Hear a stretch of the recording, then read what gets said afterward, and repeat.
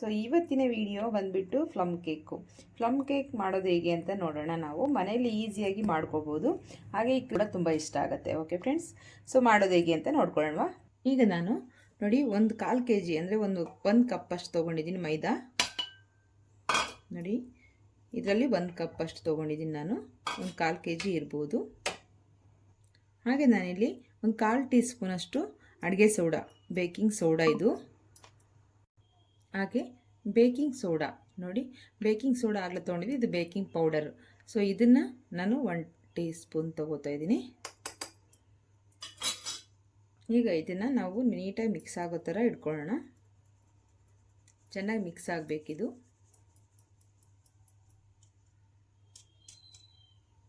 ನೋಡಿ ಈ ಥರ ನೀಟಾಗಿ ಮಿಕ್ಸ್ ಆಗಿದೆ. ಇದನ್ನು ನಾವು ಬೇಕಾದರೆ ನೀಟಾಗಿ ಮಿಕ್ಸ್ ಮಾಡ್ಕೊಳ್ಳೋಣ. ಎಲ್ಲ ಹೊಂದ್ಕೋಬೇಕು ಅದರಲ್ಲಿ ನಾವು ಹಾಕಿರೋದೆಲ್ಲ. ಹಾಗೆ ಇದರಲ್ಲಿ ಒಂದು ಚಿಟಿಕೆ ಸಾಲ್ಟ್ ಕೂಡ ಸೇರಿಸೋಣ. ನೋಡಿ ನಾನಿಲ್ಲಿ 1-2 ಚಿಟಿಕೆ ಸಾಲ್ಟ್ ಸೇರಿಸ್ತಾ ಇದ್ದೀನಿ.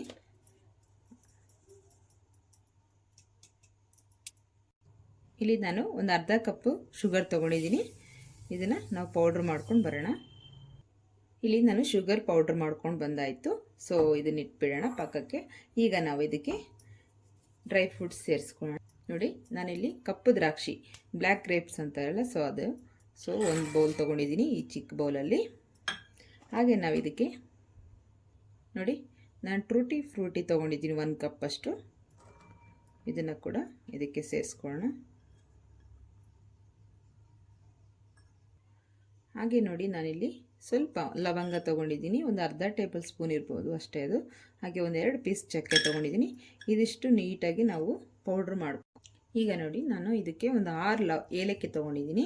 ಇದನ್ನು ಕೂಡ ನಾವು ಪುಡಿ ಮಾಡ್ಕೋಬೇಕು ಇದ್ರ ಜೊತೆಲೇ. ಸೊ ಮಿಕ್ಸಿಯಲ್ಲಾದರೆ ನೀವು ಮಿಕ್ಸಿಯಲ್ಲಿ ಮಾಡ್ಕೊಳ್ಳಿ. ಸ್ವಲ್ಪ ಇದೆಯಲ್ಲ ಮಿಕ್ಸಿಯಲ್ಲಿ ಆಗುತ್ತೋ ಇಲ್ಲೋ, ಸೊ ನಾವು ಈ ಥರ ಕುಟಾಣಿಯಲ್ಲಾದರೂ ಕುಟ್ಕೋಬೋದು, ಇಲ್ಲಾಂದರೆ ಕುಟ್ಟೋದು ಕಲ್ಲಿರುತ್ತಲ್ಲ, ಸೊ ಅದರಲ್ಲಿ ಕೂಡ ಮಾಡ್ಕೋಬೋದು. ಪೌಡರ್ ಆಗಬೇಕಷ್ಟೆ. ಈಗ ಕುಟ್ಕೊಂಡಾಗಿದೆ. ನಾನು ಇದರಲ್ಲಿ ಸ್ವಲ್ಪ ಶುಗರ್ನ ಸೇರಿಸ್ಕೊಂಡು ಕುಟ್ಕೊಂಡಿದ್ದೀನಿ, ಯಾಕೆಂದರೆ ಸ್ವಲ್ಪ ಸಾಫ್ಟ್ ಆಗುತ್ತೆ ಶುಗರ್ನ ಸೇರಿಸಿ ಕುಟ್ಕೊಂಡ್ರೆ ಅಂತ. ಆಮೇಲೆ ಈ ಥರ ಏಲಕ್ಕಿ ಎಲೆ ಇದು ಬರುತ್ತಲ್ಲ, ಸೊ ಸಿಪ್ಪೆ ಅದನ್ನು ತೆಗೆದುಬಿಡಿ. ಇದನ್ನು ಪಕ್ಕಕ್ಕೆ ಇಟ್ಕೊಳ್ಳೋಣ. ಈಗ ನಾನು ಪ್ಯಾನ್ ಇಟ್ಕೊಂಡಿದ್ದೀನಿ. ಸೊ ಇದು ಇವಾಗ ಒಂದು 6-7 ಸ್ಪೂನು ಶುಗರ್ ಇದೆ. ಸೊ ಇದನ್ನು ಸೇರಿಸ್ಕೊಳ್ಳೋಣ. ಈಗ ಸ್ಟವ್ನ ಆನ್ ಮಾಡ್ಕೊಳ್ಳೋಣ. ಲೋ ಟು ಮೀಡಿಯಮ್ ಫ್ಲೇಮಲ್ಲಿ ಇಟ್ಕೊಂಡು ಇದನ್ನು ಕ್ಯಾರಮೆಲ್ ಮಾಡ್ಕೋಬೇಕು. ತುಂಬ ಲೋನು ಇಟ್ಕೋಬಾರ್ದು, ತುಂಬ ಹೈ ಇಟ್ಕೋಬಾರ್ದು. ಸ್ವಲ್ಪ ಮೆಲ್ಟ್ ಆಗತ್ತೆ. ಸೊ ಆ ಟೈಮಲ್ಲಿ ನಾವು ತಿರುಗಿಸೋಣ.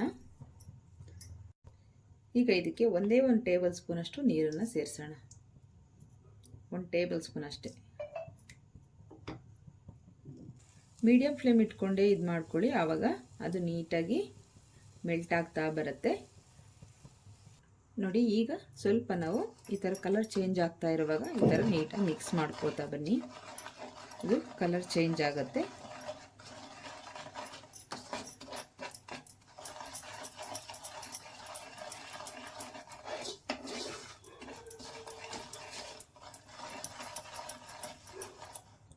ನೋಡಿ ಈ ಥರ ಕಲರ್ ಚೇಂಜ್ ಆಗ್ತಾ ಇರುತ್ತೆ, ನೀವು ತಿರುಗಿಸ್ತಾ ಇರಬೇಕು. ಬಟ್ ಹಾಕಿದ ತಕ್ಷಣ ಸೌಟೆಲ್ಲ ಹಾಕಿ ತಿರುಗಿಸ್ಬೇಡಿ. ಸ್ವಲ್ಪ ಹೊತ್ತು ಬಿಟ್ಟು ಆಮೇಲೆ ಈ ಥರ ಮಾಡ್ಕೋಬೇಕು. ಕ್ಯಾರಮೆಲ್ ನಾವು ಈ ಥರನೇ ಮಾಡ್ಕೋಬೇಕಾಗತ್ತೆ. ಸೊ ಇಲ್ಲಾಂದರೆ ಅದು ಕರೆಕ್ಟಾಗಿ ಬರೋದಿಲ್ಲ. ತುಂಬ ಲೋ ಫ್ಲೇಮ್ ಇಟ್ಕೋಬೇಡಿ, ತುಂಬ ಹೈ ಫ್ಲೇಮ್ ಇಟ್ಕೋಬೇಡಿ, ಮೀಡಿಯಮಲ್ಲೇ ಇಟ್ಕೋಬೇಕು.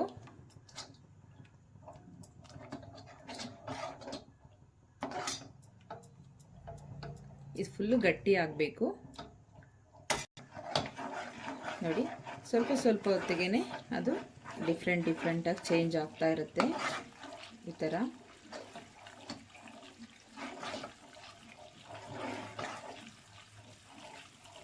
ನೋಡಿದ್ರಲ್ಲ, ಇದೇ ಥರ ಚೇಂಜ್ ಆಗ್ತಾ ಇರುತ್ತೆ. ಸೊ ಇದು ಗಟ್ಟಿ ಆಗಬೇಕು ನಮಗೆ.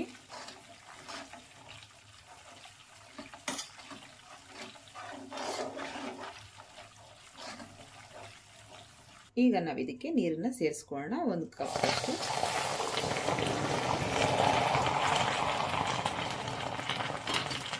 ಅದು ಆಮೇಲೆ ಮತ್ತೆ ಗಟ್ಟಿ ಇರೋದು ಮತ್ತೆ ನಮಗೆ ತೆಳುವಾಗತ್ತೆ. ನೋಡಿ ಈ ಥರ ಇದೆ. ಸೊ ಆಮೇಲೆ ಅದು ನಮಗೆ ಸರಿ ಹೋಗುತ್ತೆ, ಕರಗುತ್ತೆ, ಮೆಲ್ಟ್ ಆಗುತ್ತೆ. ನೋಡಿ ಇದು ಪೂರ್ತಿ ಕರಗಿದೆ. ಇವಾಗ ಸ್ವಲ್ಪ ಮಟ್ಟಿಗೆ ಈ ಥರ ಸೌಟು ಅಂಟ್ಕೊಂಡಿದೆ ಅಷ್ಟೇ, ಅದು ಮಾತ್ರ ಅನ್ನೇ ಕರಗಬೇಕು, ಇನ್ನೆಲ್ಲ ಕರಗೋಗ್ಬಿಟ್ಟಿದೆ. ಸೊ ಇವಾಗ ಚೆನ್ನಾಗಿ ಕುದಿ ಬರಬೇಕು ನೋಡಿ, ಈ ಥರ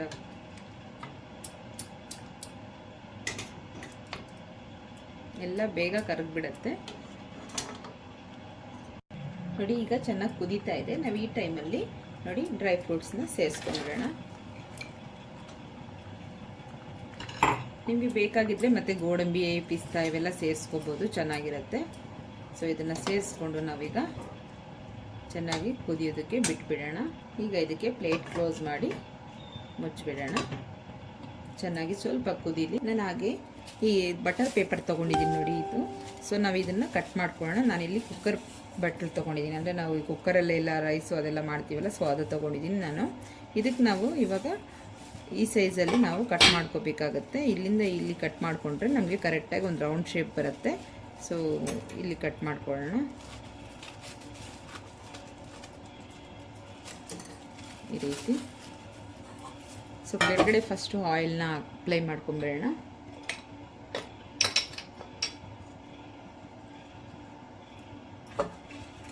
ಈ ರೀತಿ ಆಯಿಲ್ನೆಲ್ಲ ಅಪ್ಲೈ ಮಾಡಿಕೊಂಡು ನಾವು ಆಮೇಲೆ ಬಟರ್ ಪೇಪರ್ನ ಹಾಕ್ಕೋಬೇಕು.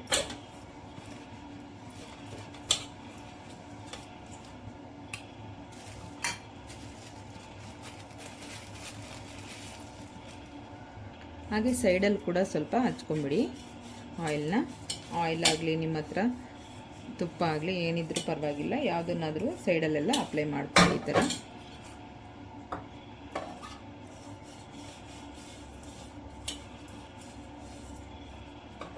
ಈಗ ಇದನ್ನು ಸೇರಿಸ್ಕೊಳ್ಳೋಣ.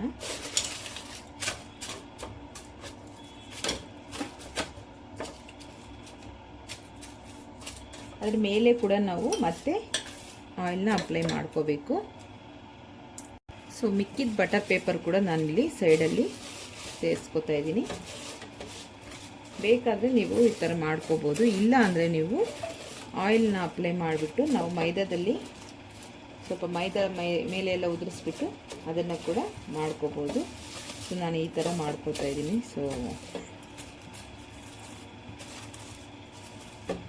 ಸೊ ಇದ್ರ ಮೇಲೆ ಕೂಡ ಸ್ವಲ್ಪ ನಾವು ಆಯಿಲ್ನ ಅಪ್ಲೈ ಮಾಡಬೇಕು.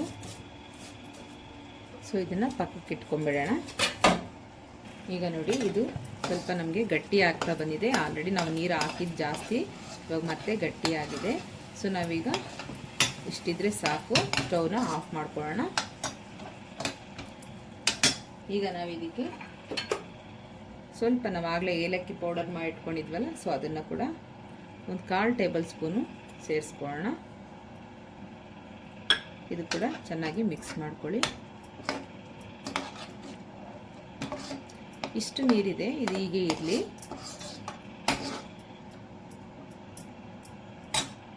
ನಾನಿಲ್ಲಿ ಕುಕ್ಕರ್ನ ಇಟ್ಕೊಂಡಿದ್ದೀನಿ. ಇವಾಗ ನೋಡಿ ಈ ಥರ ಸ್ಟ್ಯಾಂಡನ್ನು ಒಂದು ಇಟ್ಕೊಂಡು ಸ್ಟವ್ನ ಆನ್ ಮಾಡಿಕೊಂಡು ಸ್ವಲ್ಪ ಹೀಟ್ ಮಾಡ್ಕೊಳ್ಳೋಣ. ಸೊ ನಂತರ ನಾವು ಅದನ್ನು ಇವಾಗ ಪ್ರೆಸೆಂಟಾಗಿ ಅದು ಬಿಸಿ ಆಗಲಿ. ಕುಕ್ಕರಲ್ಲಿ ಮಾಡುವಾಗ ಕುಕ್ಕರ್ ಕ್ಯಾಪನ್ನು ವಿಸಿಲ್ಲು ತೆಗಿಬೇಕು, ಹಾಗೆ ಬೆಲ್ಟು ತೆಗೆದುಬಿಟ್ಟು ಕುಕ್ಕರಲ್ಲಿ ಮಾಡಿ. ಸೊ ಅಲ್ಲಿ ಬಿಸಿ ಆಗಲಿ. ಅಷ್ಟರಲ್ಲಿ ನಾನಿಲ್ಲಿ 2 ಎಗ್ಗನ್ನು ಹೊಡೆದು ತಗೋತಾ ಇದ್ದೀನಿ ನೋಡಿ.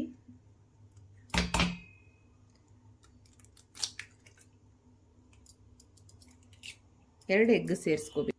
ಹಾಗೆ ಇದಕ್ಕೆ ನಾವು ವೆನಿಲಾ ಎಸೆನ್ಸ್ ತೊಗೋಬೇಕು, ಒಂದು 1/2 ಟೇಬಲ್ ಸ್ಪೂನ್ ಅಷ್ಟು.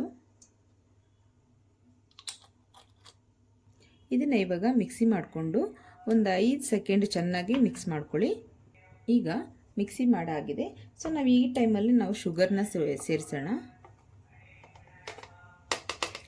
ಈಗ ಇದನ್ನು ಕೂಡ ನಾವು ಹಾಗೇ ಮಿಕ್ಸಿ ಮಾಡ್ಕೊಂಡು ಬರೋಣ.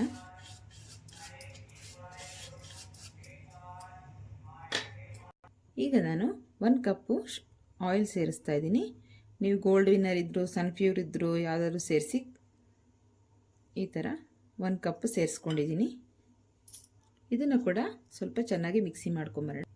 ಈಗ ಇದಕ್ಕೆ ನಾವು ನೋಡಿ ಇಲ್ಲಿ ತೆಗೆದಿಟ್ಕೊಂಡಿದ್ದೀವಲ್ಲ, ಸೊ ಇದಕ್ಕೆ ನಾವು ಇದನ್ನು ಮಿಕ್ಸಿ ಮಾಡ್ಕೊಂಡಿರೋದು ಸೇರಿಸ್ಕೊಂಡ್ಬಿಡೋಣ.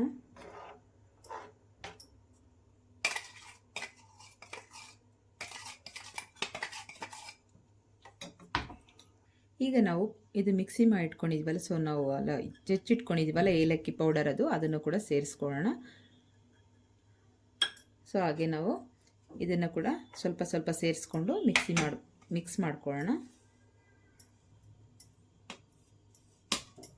ಎಲ್ಲ ಒಟ್ಟಿಗೆ ಹಾಕಿ ಮಾಡ್ಕೋಬೇಡಿ, ಬಟ್ ಒಂದೇ ಡೈರೆಕ್ಷನಲ್ಲೇ ಮಿಕ್ಸ್ ಮಾಡಬೇಕು. ಈ ಥರ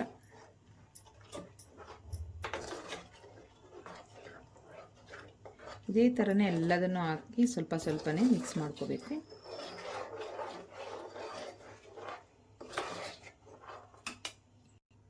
ಹೀಗೆ 2-3 ಟೈಮನ್ನು ಹಾಕ್ಕೊಂಡು ಮಿಕ್ಸ್ ಮಾಡ್ಕೋತಾ ಇರಬೇಕು.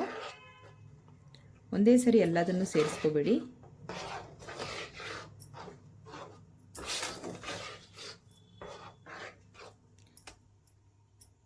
ಈಗ ನಾವು ಇವಾಗ ಕೇಕ್ ಮಾಡೋ ಮೋಲ್ಡ್ಗೆ ಸೇರಿಸ್ಕೊಳ್ಳೋಣ.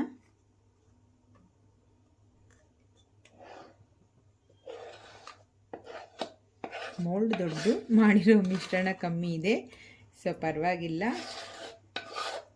ನನ್ನ ಹತ್ರ ಅದಕ್ಕಿಂತ ಚಿಕ್ಕದಿತ್ತು, ಸೊ ತೊಗೊಂಡಿಲ್ಲ. ನಾನು ಜಾಸ್ತಿ ಆಗುತ್ತೆ ಅಂದ್ಕೊಂಡು ಜಾಸ್ತಿನೇ ತೊಗೊಂಡೆ. ಸೊ ಸ್ವಲ್ಪನೇ ಇದೆ, ಪರವಾಗಿಲ್ಲ. ಒಂದು ಕೇಕ್ ಆದರೆ ಸಾಕು, ಮಕ್ಳಿಗೆ ಅದೇ ಖುಷಿ. ಈ ರೀತಿ ಎಲ್ಲದನ್ನು ಸೇರಿಸ್ಕೊಂಡು ಎಲ್ಲದೂ ಈ ಥರ ಸೇರಿಸ್ಕೊಂಡು ಸ್ವಲ್ಪ ಈ ಥರ ಟಾಪ್ ಮಾಡಿ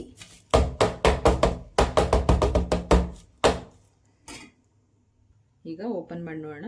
ಚೆನ್ನಾಗಿ ಬಿಸಿಯಾಗಿದೆ. ಸೊ ಈ ಟೈಮಲ್ಲಿ ನಾವು ಇದನ್ನು ಇಟ್ಬಿಡೋಣ. ಈಗ ಇಟ್ಟಿದ್ದೀನಿ. ಸೊ ಇವಾಗ ನಾವು ಲೋ ಟು ಮೀಡಿಯಮ್ ಫ್ಲೇಮ್ ಇಟ್ಕೋಬೇಕು. ಮೇಲೆ ಕ್ಲೋಸ್ ಮಾಡಬೇಕು. ಕುಕ್ಕರ್ ಬೆಲ್ಟು ಆ್ಯಂಡ್ ವಿಸಿಲ್ಸ್ ತೆಗೆದು ಕ್ಲೋಸ್ ಮಾಡಬೇಕು ನಾವು. ಸೊ ಈ ಥರ ಈಗ ನಾನು ಕ್ಲೋಸ್ ಮಾಡಿದ್ದೀನಿ. ಈಗ ಒಂದು 45 ಮಿನಿಟ್ಸ್ ಟೈಮ್ ಬೇಕು ಇದಕ್ಕೆ. ಈಗ ನಾನು ಓಪನ್ ಮಾಡಿ ನೋಡ್ತಾ ಇದ್ದೀನಿ. ನೋಡೋಣ, 45 ಮಿನಿಟ್ಸ್ ಆಗಿದೆ. ಒಂದು 50 ಮಿನಿಟ್ಸು ಆ ಥರ ಆದರೂ ಪರವಾಗಿಲ್ಲ, ಟೈಮ್ ತಗೊಳುತ್ತೆ ಒಂದೊಂದು ಸರಿ. ನೋಡಿ, ಓಪನ್ ಮಾಡಿದ್ದೀನಿ. ಇವಾಗ ನೋಡೋಣ ಯಾವ ಥರ ಆಗಿದೆ ಅಂತ. ಒಂದು ಯಾವುದಾದ್ರೂ ಸ್ಪೂನು ಅಥವಾ ಯಾವ್ದು ಸ್ಟಿಕ್ಕು ಇಲ್ಲ ಸ್ಪೂನ್ ಇದ್ದರೆ ಈ ಥರ ಇದು ಮಾಡಿ ನೋಡಿ. ಸೊ ಅಂಟಿಲ್ಲ ಅಂದರೆ ಅದು ಆಗಿದೆ ಅಂತ. ಸೊ ಈಗ ರೆಡಿಯಾಗಿದೆ, ತೆಕ್ಕೊಂಬಿಡೋಣ. ನೋಡಿ, ತುಂಬ ಚೆನ್ನಾಗಾಗಿದೆ. ಸ್ವಲ್ಪ ಒಂದು 5 ನಿಮಿಷ ತಣ್ಣಗಾಗಲಿ, ಆಮೇಲೆ ತೆಕ್ಕೊಳ್ಳೋಣ. ಓಪನ್ ಮಾಡೋಣ. ಸೊ ಪ್ಲೇಟಲ್ಲಿ ಹಾಕಿ ತೆಕ್ಕೊಳ್ಳೋಣ. ತಣ್ಣಗಾಗಿದೆ ಸ್ವಲ್ಪ. ನೋಡಿ, ನೀಟಾಗಿ ಬಂದುಬಿಟ್ಟಿದೆ, ಇದರಲ್ಲಿ ಏನಿಲ್ಲ. ಸೊ ಈಗ ಈ ಕವರ್ನ ತೆಕ್ಕೊಂಬಿಡೋಣ. ಈಗ ಕಟ್ ಮಾಡಿಕೊಂಡು ತೆಕ್ಕೊಳ್ಳೋಣ. ನೋಡಿ ಎಷ್ಟು ನೀಟಾಗಿ ಸಾಫ್ಟಾಗಿ ಬೆಂದಿದೆ ಅಲ್ವಾ. ಸೊ ಈಗ ನೋಡಿ, ಇಲ್ಲಿ ಕಟ್ ಮಾಡಿದ್ದೀನಿ ನಾನು. ನೋಡಿ, ಕೇಕು ಮನೆಯಲ್ಲೇ ರೆಡಿ ಆಯಿತು. ಸೊ ನೀವು ಕೂಡ ಮಕ್ಕಳಿಗೂ ಎಲ್ಲರಿಗೂ ಇಷ್ಟ ಆಗುತ್ತೆ. ಸೊ ನೀವು ಮನೆಗಳಲ್ಲೂ ಈ ಥರ ಕೇಕ್ಗಳೆಲ್ಲ ಮಾಡಿಕೊಂಡ್ರೆ ತುಂಬ ಚೆನ್ನಾಗಿರುತ್ತೆ. ಸೊ ನಿಮ್ಮ ಮನೇಲಿ ಟ್ರೈ ಮಾಡಿ ಹೇಗಿದೆ ಅಂತ ಕಾಮೆಂಟ್ ಮಾಡಿ ತಿಳಿಸಿ. Okay friends, thank you for watching.